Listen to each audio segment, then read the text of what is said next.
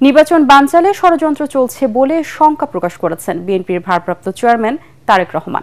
তিনি বলেন, গণতন্ত্র প্রতিষ্ঠার যাত্রা যেন ব্যাহত না হয় সেজন্য দলের নেতাকর্মীদের সতর্ক থাকার আহ্বান জানান তারেক রহমান। ঠাকুরগাঁও জেলা বিএনপির দ্বি-বার্ষিক সম্মেলনে ভার্চুয়ালি যুক্ত হয়ে প্রধান অতিথির বক্তব্যে তিনি বলেন, গণতন্ত্রের যাত্রাকে কেউ যেন বিঘ্নিত করতে না পারে তা নিশ্চিত করাই বিএনপির লক্ষ্য।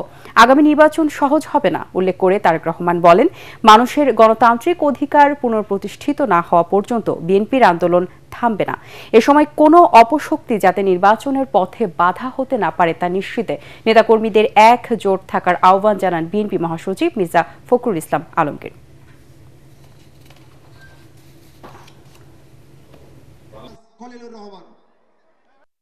কেউ কেউ কোনো কিছু করার চেষ্টা করছে যার মাধ্যমে জনগণের সেই প্রস্তাবিত গণতান্ত্রিক যে যাত্রা সেই যাত্রা ব্যাহত হতে পারে। বিগত দিনে স্বৈরাচারের বিরুদ্ধে আপনারা যেভাবে দল এবং জনগণকে একসাথে ঐক্যবদ্ধ রেখেছিলেন সেই কাজটি এখনো শেষ হয়ে যায়নি।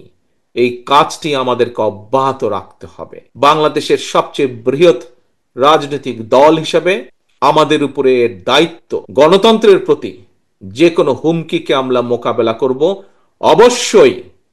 অবশ্যই সেই পদ্ধতিতে যে পদ্ধতি জনগণ সমর্থন করে।